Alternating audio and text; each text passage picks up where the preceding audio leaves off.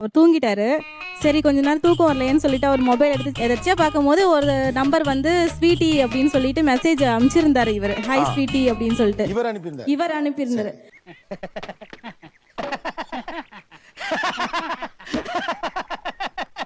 அரசியல்ல இதெல்லாம் சாதாரணமாப்பா. இதுக்கு பிச்சை எடுக்கலாம். எனக்கு உடனே வந்து சடனா கோவம் வந்துருச்சு. என்னடா இது இவ்வளவு நேரம் நம்ம கிட்டே கூட இப்போலாம் டியரஸ்ட் அதெல்லாம் ஒன்ஸ் அப்பான் டைம் யூஸ் பண்ணது, அந்த வேர்ட்ஸ்லாம் கேட்டு ரொம்ப நாள் ஆச்சு. யார் இதுன்னு தெரியல.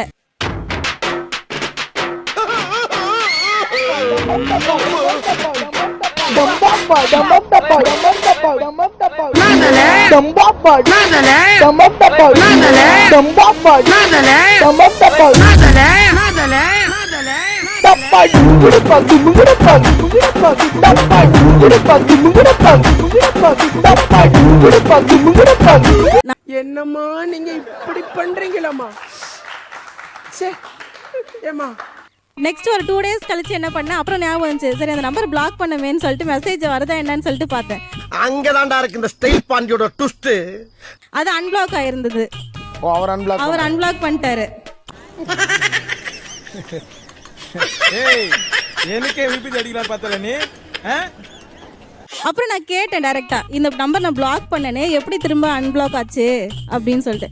நான் எதுவுமே பண்ணலையே, நான் ஒண்ணுமே பண்ணலையே அப்படின்னு.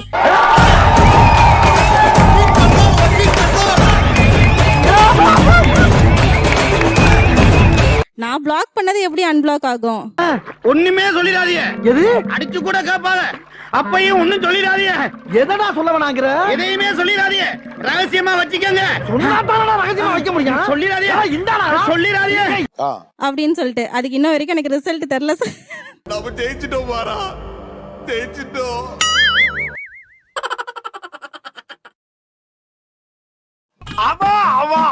ஆமாங்க. ஆஹா அடாடா ஐயா நீங்க என்னையா ஜோசியர். அதாவது வாய்க்கு வந்தபடி எல்லாம் பேசப்படாது. எதா இருந்தாலும் நியாயமா பேசணுமா இல்லையா?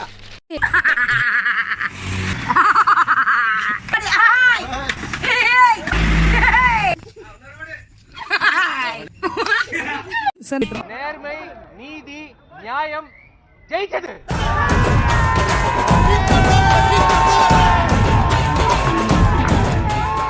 போயிட்டு ஆஃபீஸ்ல போனோம், என்னடா இன்னைக்கு ஸ்டேட்டஸ் ஏதோ வச்சிருக்க அப்படின்னு யாராவது கேட்பாங்க பாருங்க. அப்பதான் அவர் எடுத்து என்ன இது பண்ணா தெரியலையே அப்படின்னு எடுத்து பார்த்துட்டு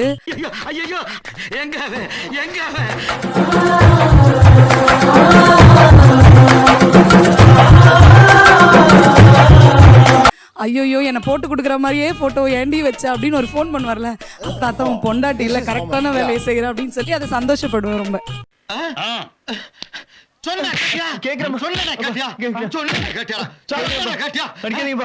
எனக்கு முக்கியம் என் ஃப்ரெண்ட்ஸ் ஏதாவது சேட் பண்றாங்க அப்படின்னா இப்போ இந்த வாட்ஸ்அப் நோட்டிஃபிகேஷன்ஸ்லாம் வருது. இப்போ என்ன ஆகுது, இவங்க பார்த்துட்டு விட்டுறாங்க.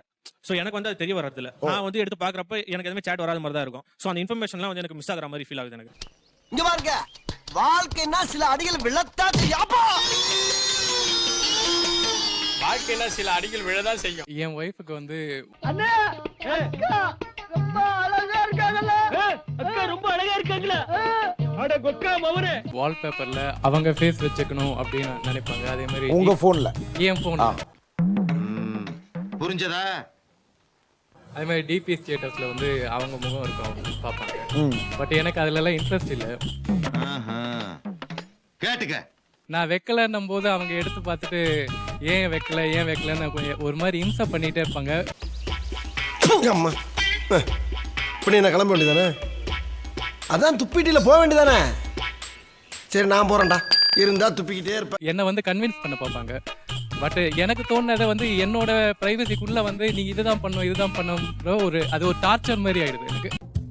என்ன சார் நான் பேசுறது சரிதானே? நீ இங்க இருக்க வேண்டிய ஆளே கிடையாது. இறங்க சார் இருக்கணும். இருக்கவே கூடாது. What is the meaning sir? 35 இதான மீனிங். வேலட்ல எல்லாம் பாஸ்போர்ட் சைஸ் போட்டோ வச்சிருக்கும்போது ஒரு ஹாப்பினஸ் கிடைக்கும்ல. மொபைல்லயும் என்னோட போட்டோ இருந்தா எனக்கு ஒரு ஹாப்பினஸ் கிடைக்கும். ஓகே நம்ம ஹஸ்பண்ட் நம்ம போட்டோ வச்சிருக்காரு அப்படின்ற மாதிரி.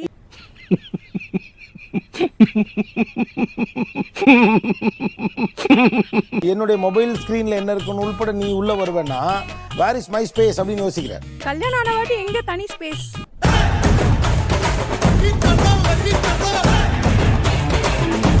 அதுல தேவையில்லாம வந்து இவங்களை சாட்டிஸ்ஃபை பண்ணுறதுனா எனக்கு வந்து அவ்வளோ என் லவ்ன்றது வந்து வெறும் டிபி வச்சாதான் லவ்வா?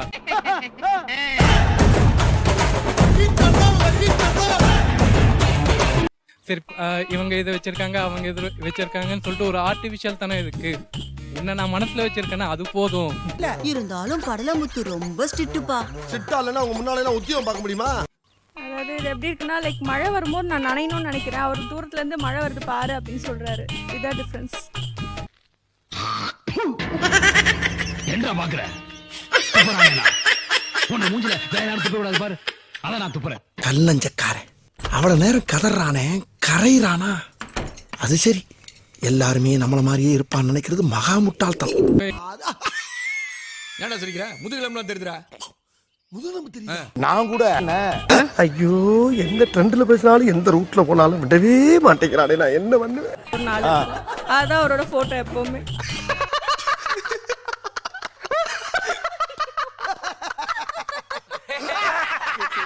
தோணிச்சுன்னா நான் வைக்க போறேன்.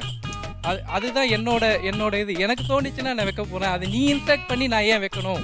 தப்பு பூரா நம்ம மேல வச்சுக்கிட்டு அவரு தப்புன்னு சொல்றது தப்பு சார். நியாயம் அவரு பக்கத்துல இருக்கு சார். நியாயம் அவன் பக்கம் இருக்கா? எனக்கு என்ன சொல்றது தெரியல. ஆனா வீடியோக்கு லைக் பண்ணுங்க, கமெண்ட் பண்ணுங்க, ஷேர் பண்ணுங்க, சப்ஸ்கிரைப் பண்ணுங்க, மறக்காம பெல் பட்டனை கிளிக் பண்ணிடுங்க.